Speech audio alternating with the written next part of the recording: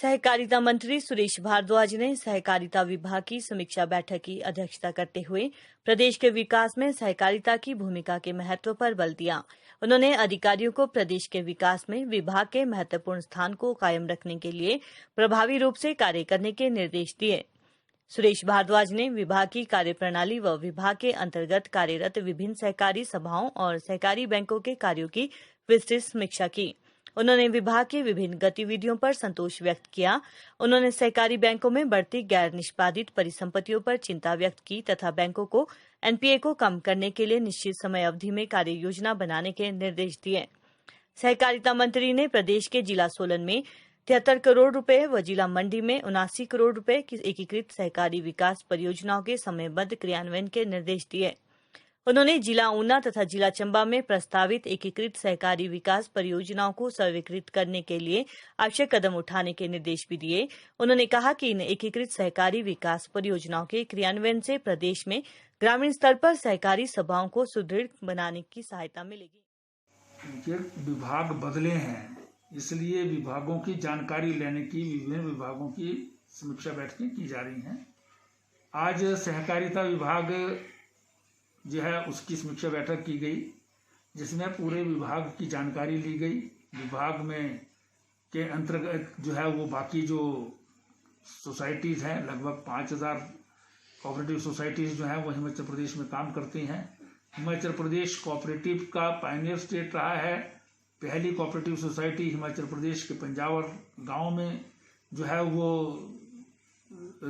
बनी थी, तो इसलिए हिमाचल प्रदेश में सहकारिता का अभियान जो है वो आगे बढ़े। हिमाचल में सहकारिता अभियान बहुत ऊंचाइयों पर पहुंचा था, जिसमें श्री स्वर्गीय जय बिहारी लाल खाची जैसे लोग जो हैं वो इंटरनेशनली नॉन कोऑपरेटर्स हैं। तो उस प्रदेश में दुर्भाग्यवश जो है वो सहकारिता अभियान जो है वो धीमा पड़ता हुआ दिखाई दे रहा है। आज हमने विभाग के अधिकारियों को जो है वो जो भी उनके पास जो है प्रस्ताव हैं और विभाग को स्ट्रेंथन करने के लिए जो कहा है, हमारी जो है वो एक्ट में भी अमेंडमेंट की आवश्यकता है, क्योंकि संविधान में संशोधन हुआ है। उसके अनुरूप प्रदेशों के जो हमारे कानून हैं उनमें भी बदलाव होना ज़रूरी है। तो बहुत सारी सोसाइटीज़ में ऑडिट की व्यवस्था नहीं होती है, उसकी व्यवस्थाएं हों। उसके लिए जहाँ चार्टर्ड अकाउंटेंट होते हैं वहीं पर हम जो है वो आम लोगों को जो बेरोज़गार हैं, पढ़े लिखे हमारे BCom MCom छात्र हैं, उनको कुछ ट्रेनिंग दे करके जो है वो ऑडिटर्स का पैनल जो है वो पूरे प्रदेश में बनाने का जो है विचार रखते हैं। ऐसे ही हमारे 3 जिलों में ICDS का काम चल रहा है, अभी 2 जिलों में है, तीसरे जिले के लिए प्रपोजल केंद्र सरकार को भेज रखी है। और नाबार्ड के अधिकारी जो है कल मुझे मिले थे, उनकी कुछ योजनाएं जो आत्मनिर्भर भारत के अंतर्गत माननीय प्रधानमंत्री जी ने जो है वो घोषित की हैं, वो भी हिमाचल प्रदेश में जो इतना पैसा जो है वो 1 लाख करोड़ रुपए जो है खर्च होगा सारे हिंदुस्तान में, तो उसमें से हिमाचल प्रदेश को भी कुछ हिस्सा मिले। हमारी सोसाइटियों के इंफ्रास्ट्रक्चर को इम्प्रूव करने के लिए जो है वो उसमें प्रपोजल्स हैं, उन सब पर जो है चर्चा की गई है। और मैं समझता हूँ कि हम आगे चल कर के जो है वो जब समीक्षा जो कोऑपरेटिव सोसाइटीज़ हैं, पर्टिकुलरली जो एपेक्स लेवल पर काम करती हैं या हमारे डिस्ट्रिक्ट लेवल पर काम करती हैं, तहसील लेवल पर, तो उनकी समीक्षा होगी तो और ज़्यादा आगे बढ़ेगा।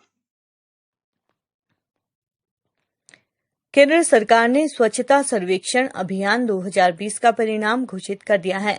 स्वच्छ शहरों की सूची में एक बार फिर इंदौर शहर ने पहला स्थान हासिल किया है, जबकि शिमला शहर ने अपनी रैंकिंग में सुधार कर 65वां स्थान हासिल किया है। स्वच्छता सर्वेक्षण में इस बार देश भर के 4242 शहरों ने भाग लिया था, जिसमें शिमला टॉप 100 शहरों में अपना स्थान बनाने में कामयाब हुआ है। हालांकि शिमला समेत प्रदेश के 5 शहरों सोलन, बद्दी, नाहन, मंडी, सिरमौर ने भी भाग लिया था, लेकिन वे टॉप 100 शहरों में अपना स्थान नहीं बना पाए हैं। स्वच्छता सर्वेक्षण 2019 में शिमला शहर ने 128वां स्थान हासिल किया था, लेकिन इस बार ये शिमला शहर ने अपनी रैंकिंग में सुधार कर 65वां स्थान हासिल किया है।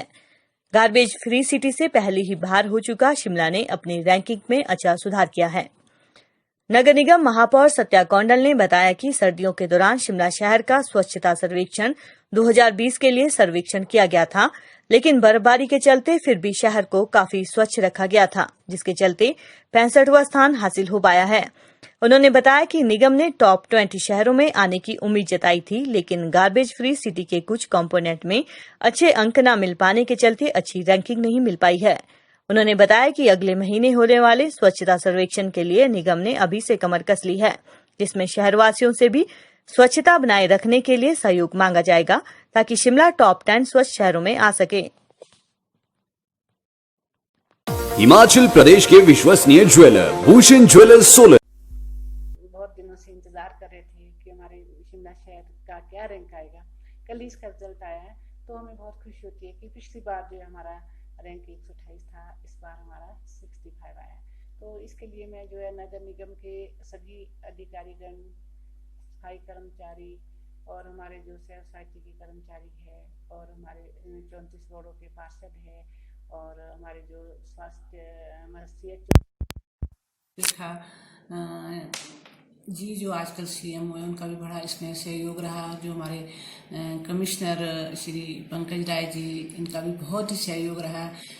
आप देखिए कि जब ये स्वच्छता सर्वेक्षण चला था, उस टाइम जो है जनवरी फरवरी का महीना था और जो है ऊपर से बर्फ गिरी हुई थी, लेकिन उसके बावजूद भी हमारे ऑफिसर्स ने, हमारे पार्षद ने, सब ने मिलके बहुत अच्छा काम किया। वो अपने वार्ड में जाते थे, यहाँ तक कि टॉयलेट देखते थे कि टॉयलेट की सफाई कैसी है, और मतलब बहुत अच्छा काम किया सबने। तो हमें बहुत खुशी होती है कि सर्दी का मौसम होते हुए भी हमारा रैंक जो है 128 की जगह पे, जो पिछली बार हमारा 128 था, इस बार 65 आया है। इसके लिए मैं नगर निगम के सभी पार्षदगण का, नगर निगम के आयुक्त का और संयुक्त आयुक्त, हमारे CHO और सफाई कर्मचारी और सुरेखा मैडम जो आजकल CMO है, उनका भी बहुत सहयोग रहा।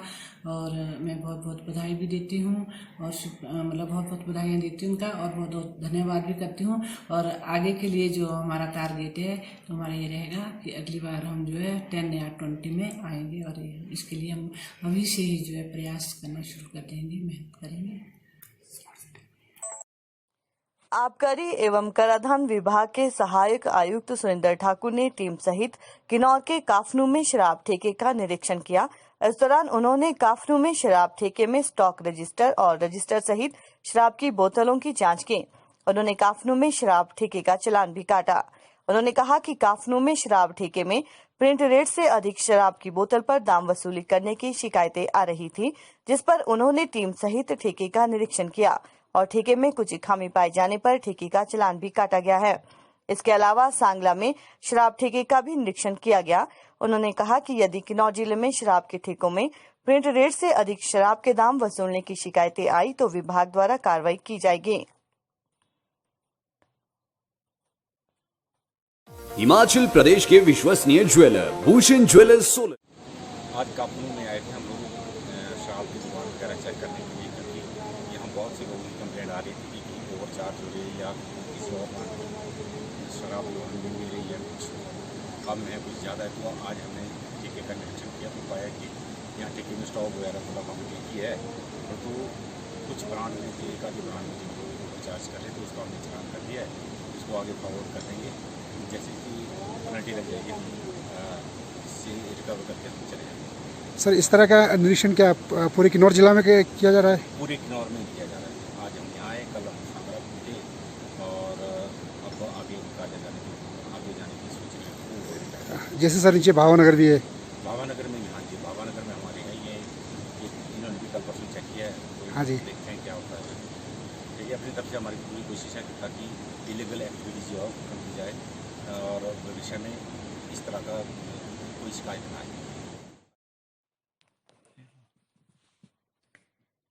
SDM रामपुर व RKS के चेयरमैन सुरेंद्र मोहन की अध्यक्षता में बीते दिनों आयुर्वेदिक अस्पताल रामपुर में RKS की बैठक आयोजित की गई, जिसमें अस्पताल की सुरक्षा के लिए कैमरे लगाने का निर्णय लिया गया और पुराने भवन में लोहे का गेट लगाने पर सहमति बनी और जल्द ही अस्पताल में पंचकर्मा शुरू करने का भी निर्णय लिया गया।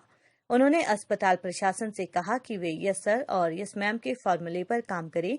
इससे अस्पताल आने वाले मरीजों को अच्छा लगेगा और इससे उनकी कई समस्याएं अपने आप ही खत्म हो जाएगी। बैठक में अस्पताल में दोपहर 1 बजे के बाद निजी लैब खोलने का प्रस्ताव भी आया, लेकिन उस पर किसी की सहमति नहीं बन पाई। इसके अतिरिक्त बैठक में साल भर के आय व्यय का ब्यौरा अस्पताल प्रभारी डॉक्टर दिनेश कुमार द्वारा रखा गया।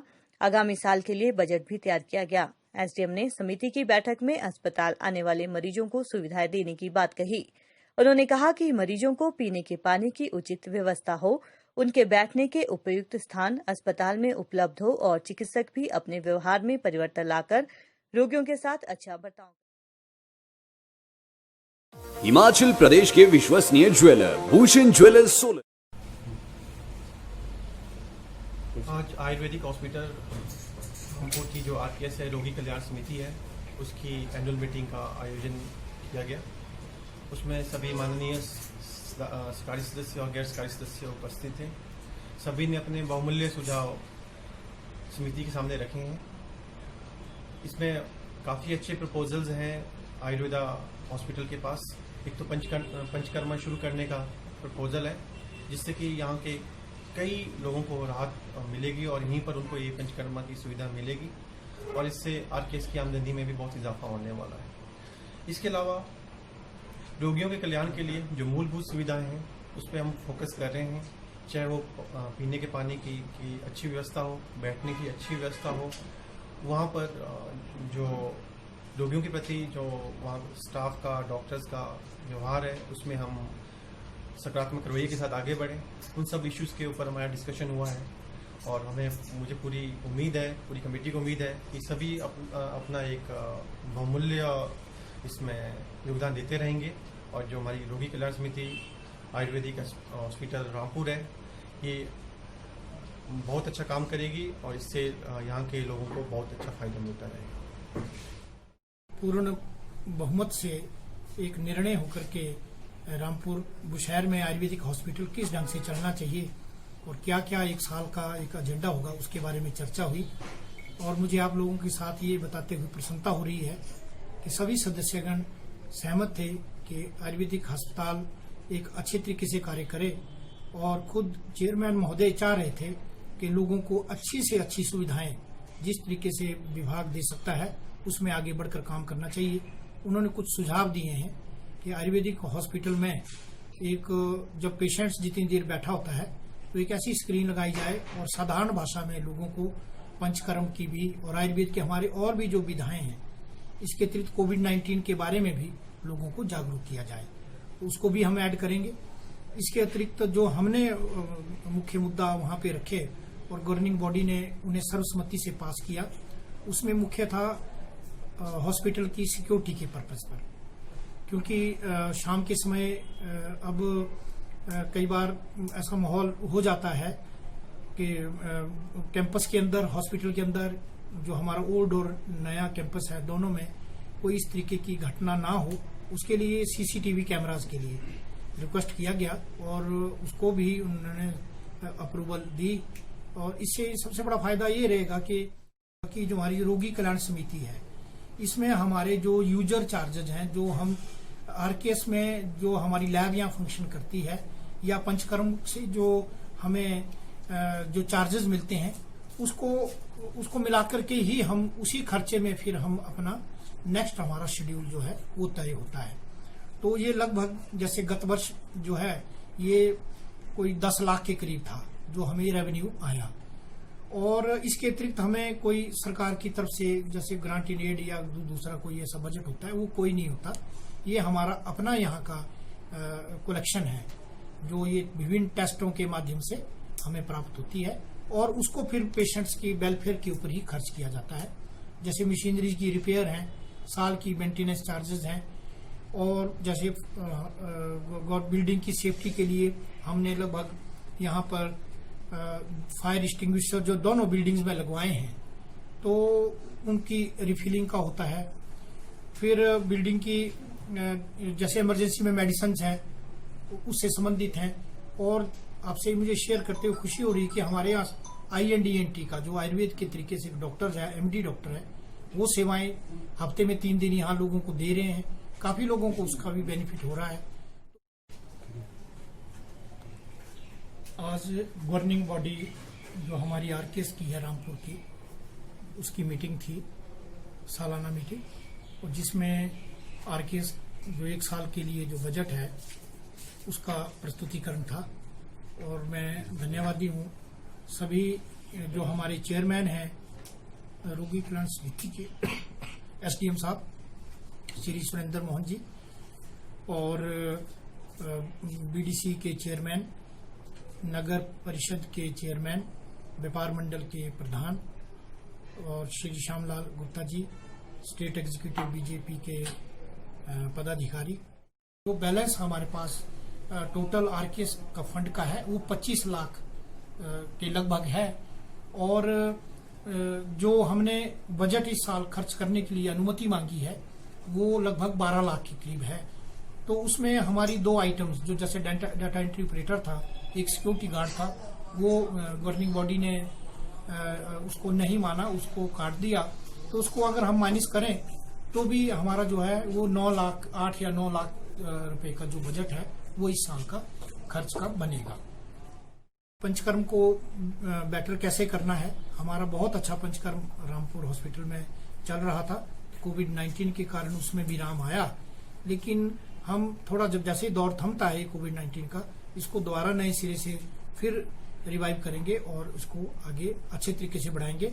उसके लिए भी कुछ बजट हमने लगभग 35,000 रुपए के करीब जो बजट रखा था उसको भी गवर्निंग बॉडी ने अप्रूवल दी है। ऐसे ही जो कैमरा के लिए संबंध में था, 12वीं की बोर्ड की परीक्षा में पुनर्मूल्यांकन के बाद राजकीय कन्या वरिष्ठ माध्यमिक पाठशाला आनी की जमा 2 की छात्रा मोहिनी ठाकुर ने मेरिट सूची में 7वां स्थान हासिल किया है, जिसके बाद क्षेत्र के लोगों में खुशी की लहर है और स्कूल प्रबंधन ने भी छात्रा को बधाई दी है। पाठशाला प्रशासन तथा विद्यालय प्रबंधन समिति ने मोहिनी ठाकुर के सम्मान में एक जलपान कार्यक्रम का पाठशाला में आयोजन किया तथा मोहिनी को स्मृति चिन्ह देकर सम्मानित किया। मेरा नाम मोहिनी ठाकुर है। मेरे पिता का नाम श्री घनश्याम ठाकुर है। मैं महोक पंचायत गांव शिगलीदार की स्थायी निवासी हूँ। मैंने कक्षा 9 से कन्या वरिष्ठ माध्यमिक पाठशाला आनी में शिक्षा ग्रहण की है। यहाँ पर मतलब शिक्षा का जो स्तर है वो बहुत ही अच्छा है। पहले से ही मतलब की पढ़ाई के लिए प्रेरित किया गया और हम मन में भी एक लालसा थी आगे बढ़ने की। गांव से शहर के लिए आए, फिर गांव के लोगों को मेंटेलिटी रहती है इस तरह की कि मतलब कि खराब हो जाएंगे, हवा लग जाएगी, इसलिए मतलब उनको भी बताना था।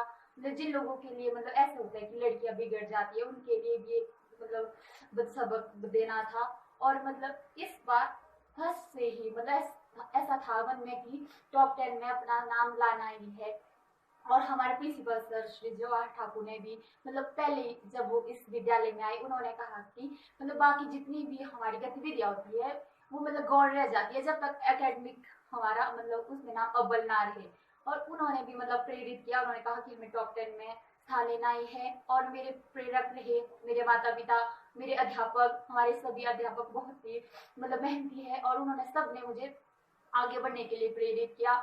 लेकिन जब +2 का रिजल्ट आया तो मतलब मुझे उतनी संतुष्टि नहीं हुई। उसमें मेरे मार्क्स 475 थे, पॉलिटिकल में मार्क्स कम थे। मैंने मतलब कुंदन सर को पहले कह दिया जो हमारे पॉलिटिकल के लेक्चरर हैं, मतलब कि सर मेरे को संतुष्टि नहीं हुई। फिर सर ने मेरे को कहा कि तब रिवॉल्यूशन करवा ले। फिर उन्होंने मेरे को रिवॉल्यूशन के लिए मतलब फोर्स किया कि भर दे, तब मतलब अगर तेरे को विश्वास है। और फिर मैंने रिवॉल्यूशन कराई और रिवॉल्यूशन के बाद मतलब जब रिजल्ट आया पिछले कल तो मुझे बहुत ही प्रसन्नता हुई। और मतलब हमारे सर को भी मतलब जो उनकी इच्छा थी वो भी पूरी होगी और मतलब उनके लिए भी गर्व की बात होगी। और मतलब उनके आशीर्वाद से ही मतलब मैं यहाँ तक पहुंची हूँ। और अब इस मुकाम में पहुंचकर मैं आगे के लिए भी यही मतलब बरकरार रखूंगी अपनी सफलता को। मैं भविष्य में IAS ऑफिसर बनना चाहती हूँ। मैं धन्यवाद करती हूँ सभी अध्यापकों का, अपने माता पिता का, मीडिया का, जिन्होंने मतलब अपना आशीर्वाद मुझ पर बनाए रखा और मेरे उज्जवल भविष्य के लिए मुझे शुभकामनाएं दे रहे हैं। हिमाचल प्रदेश के विश्वसनीय ज्वेलर भूषण ज्वेलर्स सोलन पर ऐसे स्टूडेंट्स पर इतने लंबे करियर में मुझे आज तक का जो मेरा करियर रहा 24 साल के इस करियर में लगभग ये पहला मौका है जब कोई हमारी छात्रा बोर्ड की मेरिट में जिसने स्थान हासिल किया। तो इससे परे खुशी की बात एक अध्यापक के लिए, संस्था के लिए क्या हो सकती है। 9th इसने यहीं पढ़ी, 10th भी पढ़ी और उसके बाद 10th में भी इसके बहुत अच्छे नंबर थे। 662 नंबर लेकर स्थान तो तब भी नहीं आ पाया, परंतु इस पर हमें गर्व था। +1 +2 में जब ये छात्रा +1 में एडमिशन लेने के लिए आई तो आदरणीय श्री डोलाराम जी, प्रवक्ता हिंदी, अब यहाँ से स्थानांतरित हो चुके हैं। बहुत गाइडेंस के पश्चात ये छात्रा मानी कि नहीं सर, मैंने यहीं पे एडमिशन लेनी है। हालांकि ये साइंस भी ले सकती थी, दूसरे किसी विषय में जा भी सकती थी, परंतु इसका एक मकसद था कि मैंने कन्या विद्यालय में रहना है और वहीं पर रह करके कुछ ना कुछ मैंने हासिल करना है।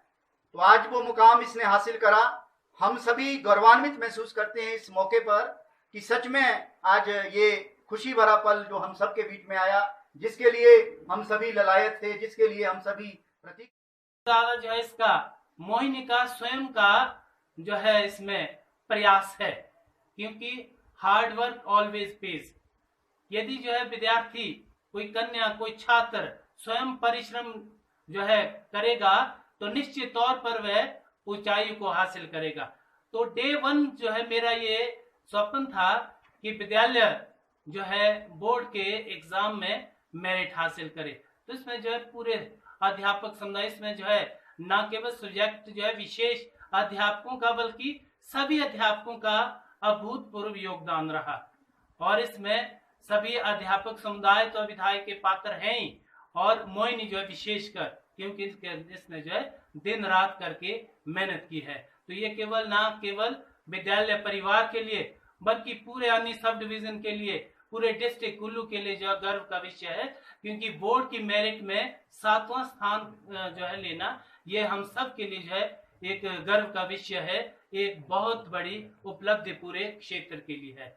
तो मैं पूरे विद्यालय परिवार की तरफ से और सभी छात्रों की तरफ से इस छात्रा को शुभकामनाएं देता हूं, और विश्व में चाहूंगा कि ऐसी जो है होनहार छात्रा निश्चित तौर पर जो है ऊंचा सा ऊंचा जो है मुकाम हासिल कर सकती है। तो इसके लिए अभी से ही एक जील तो है, लगन भी है, और दूसरा जो है इसमें और एक ललक भी है। तो निश्चित तौर पर जो है एडमिनिस्ट्रेटिव सर्विस में ये बच्ची जो है क्लिक कर सकती है। तो हम सभी की शुभकामनाएं। हम जो आपको कोई प्रशासनिक सेवा में देखना चाहेंगे तो कल जो है हम एक बार फिर हमें नाज हो कि हमारी पढ़ाई हुई जो है छात्रा आज जो है IAS है या HS है। तो निश्चित तौर पर न केवल अभिभावकों का बल्कि पूरा जो है विद्यालय परिवार का जो है सिर गर्व से जो है ऊंचा। मैं कुंदन शर्मा, प्रवक्ता राजकीय कन्या वरिष्ठ माध्यमिक पाठशाला आनी, जिला कुल्लू से संबंधित हूँ। आज राजकीय कन्या वरिष्ठ माध्यमिक पाठशाला आनी के लिए अत्यंत गर्व का विषय है, हर्ष का विषय है। इस पाठशाला की जो होनहार बेटी है मोहिनी ठाकुर, इसने जो पुनर्मूल्यांकन कक्षा 10/2 का इसने जो किया था, परीक्षा में बैठी थी बेटी हमारी मार्च 2020 में।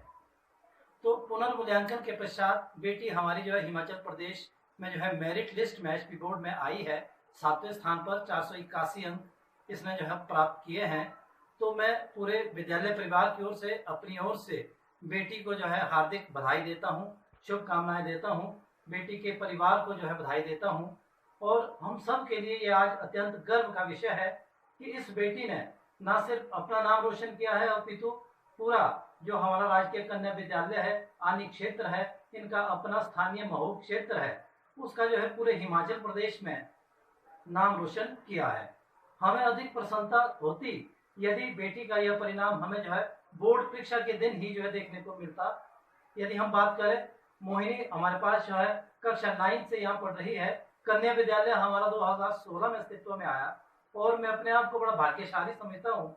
मुझे जो है 2016 से इस पाठशाला में कार्य करने का जो है अवसर प्राप्त हुआ है।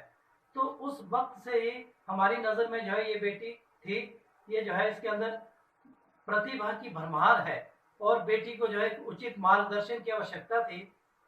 हमारे जितने भी कुलीग्स हैं, आदरणीय प्रधानाचार्य महोदय जवाहर ठाकुर जी, हरीश ठाकुर जी, धर्म सिंह वर्मा जी, सुबाराम जी, डोलाराम शर्मा जी, महेंद्र किशोर जी, युगदत्त शर्मा जी, हमारी जो पूरी टीम थी, जमा 2 +1 +2 को जो हम पढ़ाते रहे, हमने सब ने जो है जी जान से इन बच्चों को प्रेरित किया, मार्गदर्शन किया।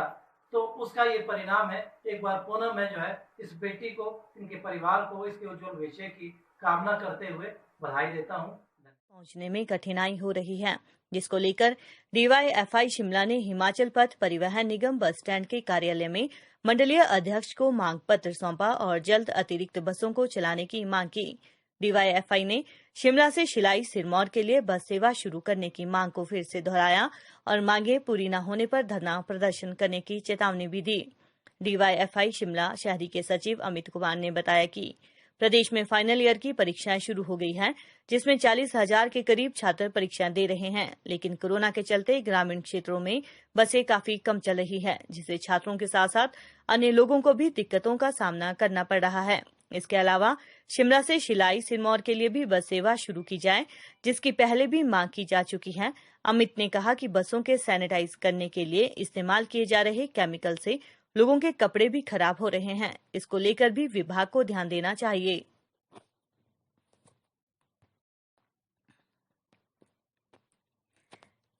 यूजी परीक्षाओं के शुरू होने के बाद ग्रामीण रूटों पर बसें कम चलने की वजह से छात्रों को परीक्षा केंद्र पहुंचने में कठिनाई हो रही है, जिसको लेकर डीवाईएफआई शिमला ने हिमाचल पथ परिवहन निगम बस स्टैंड के कार्यालय में मंडलीय अध्यक्ष को मांग पत्र सौंपा और जल्द अतिरिक्त बसों को चलाने की मांग की। डीवाईएफआई ने शिमला से शिलाई सिरमौर के लिए बस सेवा शुरू करने की मांग को फिर से दोहराया और मांगे पूरी न होने पर धरना प्रदर्शन करने की चेतावनी। हिमाचल प्रदेश के विश्वसनीय ज्वेलर भूषण ज्वेलर्स सोलन। मेरा नाम अमित कुमार है, डीवाईएफआई शिमला शहरी सचिव। आज जो है भारत की जनवादी नौजवान सभा डीवाईएफआई शिमला शहरी इकाई द्वारा जो है हिमाचल प्रदेश पथ परिवहन निगम के कार्यालय के अंदर जो है ज्ञापन सौंपने के लिए हम लोग यहाँ पहुंचे थे और हमने जो है डायरेक्टर साहब को ज्ञापन देना था, परंतु डायरेक्टर साहब हमें नहीं मिले, जिस कारण हमने ये जो ज्ञापन है जो है ट्रैफिक जो अधीक्षक हैं यहाँ पे जो है पंकज जी, उनको जो है ज्ञापन सौंपा है। इसमें भारत की जनवादी नौजवान सभा जो है मुख्यतः मांगे जो है लेकर जो है इनके बीच में आई थी कि हम देखते हैं कि हिमाचल प्रदेश के अंदर जो है अभी प्रदेश विश्वविद्यालय के द्वारा जो है यूजी के जो है परीक्षा जो है करवाई जा रही है। लगभग 40,000 के लगभग जो है परीक्षार्थी जो इसमें परीक्षाएं दे रहे हैं, परंतु हिमाचल प्रदेश के अंदर जो है अभी भी जो हिमाचल पथ परिवहन निगम की जो बसेज हैं वो बहुत नाम मात्र चल रही हैं, जिस कारण जो है परीक्षार्थी जो है बहुत ज़्यादा परेशान हो रहे हैं। लगातार जो है परीक्षा के समय के अंदर जो है छात्रों को जो एक घंटा पहले जो है परीक्षा केंद्र के अंदर पहुंचने के लिए कहा गया है, परंतु बसें ना चलने से उनको जो है बहुत ज़्यादा दिक्कतों का सामना करना पड़ रहा है। इसके साथ साथ हम देखते हैं कि शिमला शहर के अंदर हो, चाहे ग्रामीण जितने भी रूट हैं हमारे शहर के अंदर हैं या शिमला पूरे हिमाचल प्रदेश के अंदर है, ग्रामीण रूटों के अंदर बहुत ज़्यादा दिक्कतें जो है वो वहाँ पर देखने को मिल रही है, क्योंकि नाम मात्र की जो बसें जो है ग्रामीण इलाकों में चल रही है, जिस कारण जो है बहुत ज़्यादा दिक्कतें जो है ग्रामीणों को जो है पेश आ रही है। इसके साथ साथ शाम के समय में अगर हम बात करें तो हिमाचल प्रदेश की पथ परिवहन निगम की जो बसेज हैं, आप देख सकते हैं कि उनके अंदर किस तरीके से ओवरलोडिंग जो है 5 बजे के बाद जो है देखने को मिलती है, क्योंकि बसें जो है नाम मात्र जो है ग्रामीण रूटों पर चल रही है, जिस कारण जो है उन बसों के अंदर जो है ओवरलोडिंग है और बहुत ज़्यादा रश जो है वो जो है उन बसों के अंदर देखने को मिल रहा है। अभी हाल ही के अंदर जो है कुछ बसों के अंदर जो सैनिटाइजेशन का कार्य भी किया जा रहा है, उससे भी जो है लोगों को परेशानी का सामना करना पड़ रहा है, क्योंकि उसके अंदर जो केमिकल का यूज़ किया जा रहा है उससे जो है लोगों के कपड़े भी खराब हो रहे हैं। तो ये हमारी मुख्यतः मांगे सभी थी। इसके अलावा जो हमारी एक मुख्यतः मांग जो भारत की जनवादी नौजवान सभा पिछले काफ़ी लंबे समय से जो उठाती आ रही है शिमला से शिलाई बस के लिए, वो भी मांग आज हमने दोबारा से जो है प्रशासन के समक्ष रखी है और उन्होंने ये आश्वासन भी हमें दिया है कि इसको जो है हम लोग जो है जल्द से जल्द मांगों को पूरा करेंगे। भारत की जनवादी नौजवान सभा आज इस ज्ञापन के माध्यम से जो है हिमाचल पथ परिवहन निगम के जो हमारे साथ मिले हैं, आपके ट्रैफिक के अधीक्षक जो मिले हैं, उनसे ये हम लोगों ने ये मांग रखी थी। अगर हमारी मांगे पूरी नहीं होती है तो आने वाले समय के अंदर हम लोग जो है इन मांगों को लेकर जो है यहाँ पर जो है धरना प्रदर्शन करने के लिए भी तैयार हैं, क्योंकि ये जो दिक्कतें हैं ये आम जनमानस की दिक्कतें हैं और इससे जो है लगातार जो है हिमाचल प्रदेश का तमाम नागरिक जो है वो परेशान होता जा रहा है। व्यापार मंडल भावानगर के फरमानों के मुताबिक प्रत्येक रविवार को भावानगर व्यापार मंडल के अंतर्गत आने वाली सभी दुकानें, जिसमें रोजमर्रा की वस्तुओं की दुकानों के साथ साथ दूध, ब्रेड, दही, सब्जी की दुकानें भी शामिल है, बंद रहेगी। इतना ही नहीं, अखबार की दुकानें भी बंद करने के आदेश दिए गए हैं। जहां सरकार द्वारा कर्फ्यू के हालात में भी उपरोक्त सभी दुकानों को तय समय सीमा में खोलने की इजाजत दी गई थी, वहीं व्यापार मंडल भावानगर द्वारा सभी दुकानों को बंद करने के आदेश जारी किए गए हैं। हालांकि जिला प्रशासन द्वारा दुकानों पर लगाई गई सभी बंदिशों को चरणबद्ध तरीके से खत्म कर दिया गया है, लेकिन भावानगर व्यापार मंडल द्वारा प्रत्येक रविवार को बाजार बंद करने का फरमान जारी कर दिया गया है। इस फरमान से सब्जी विक्रेता, दूध, दही व अखबार का कार्य करने वाले दुकानदारों को परेशानियों का सामना करना पड़ रहा है। इन दिनों बरसात का मौसम होने के कारण सामान जल्दी खराब हो जाता है और एक दिन दुकान बंद होने से सभी दुकानदारों को नुकसान उठाना पड़ रहा है। इस विषय में सभी दुकानदारों का कहना है कि व्यापार मंडल का गठन व्यापारियों की दिक्कतों को दूर करने के लिए किया जाता है, न कि व्यापारियों को परेशान करने के लिए। व्यापार मंडल के इस फरमान से व्यापारियों को ही परेशानियों का सामना करना पड़ रहा है। इस विषय में व्यापार मंडल भावानगर के सचिव कुलदीप मेहता ने बताया कि पिछले दिनों आम सभा का आयोजन किया गया था, जिसमें कुछ व्यापारियों द्वारा प्रत्येक रविवार को संपूर्ण बाजार बंद रखने का प्रस्ताव रखा गया था। हालांकि व्यापार मंडल कार्यकारिणी इससे सहमत नहीं थी, लेकिन आम सभा में पारित होने के कारण इस प्रस्ताव को लागू करना व्यापार मंडल की मजबूरी है। फिर भी यदि किसी व्यापारी की इस विषय को लेकर लिखित शिकायत आती है तो उस पर गंभीरता से विचार किया जाएगा। फिलहाल बाजार पूरी तरह से बंद ही रहेगा। एप्पल न्यूज के लिए किन्नौर से संदीप शर्मा की रिपोर्ट। हिमाचल प्रदेश के विश्वसनीय ज्वेलर भूषण ज्वेलर्स सोलन मंडल भावनगर में जनरल हाउस का एक आयोजन किया गया था, जिस जनरल हाउस में भारी मतों से माना लोगों ने ध्वनि मत से जो है एक पहले तो मांग रखी कि हर संडे जो है महीने के जितने भी रविवार आते हैं सारे के सारे रविवार जो है बंद किए जाएं, और उसके बाद जो है वहां उपस्थित लोगों ने जो है उसको ध्वनि मत से जो है पारित किया। हालांकि जो व्यापार मंडल की वर्तमान कार्यकारिणी है, हमारी संज्ञान में पहले से भी मुद्दा उठता रहा है, पर हम लोगों ने जो है काफी सोच विचार करके इसको रोक रखा था कि पहले इसके बारे में कुछ एक थ्रू प्रॉपर चैनल डिसीजन लेते हैं, उसके बाद ही इसके बारे में सोचेंगे। पर जब जनरल हाउस ने एक साथ ध्वनि मत के माध्यम से और आपसी सहमति से जो उसको पारित कर दिया, तो कार्यकारिणी को मजबूरी में ये डिसीजन देना पड़ा है कि ठीक है, अगर आप यही चाहते हैं सभी व्यापारी, तो हमने व्यापार मंडल की तरफ से एक निर्माण प्रस्ताव पारित करके महीने के चारों संडे जो है हमने बंद किए हैं। पर अगर जो अभी हमारे संज्ञान में आ रहा है कि कुछ व्यापारी लोग इसका विरोध भी कर रहे हैं, पर अगर हमारे पास व्यापार मंडल में लिखित कोई चिट्ठियां आती हैं, लिखित कोई लेटर्स आते हैं, तो उसके ऊपर व्यापार मंडल भावनगर गंभीरता से सोचेगा और आने वाले टाइम में जो है उनको गंभीरता से सोचते हुए जो है मीटिंग कॉल करेगा, और उसके बाद जो भी डिसीजन होगा वो जनता की और व्यापारियों के हितों को देखते हुए जो है निर्णय लिया जाएगा।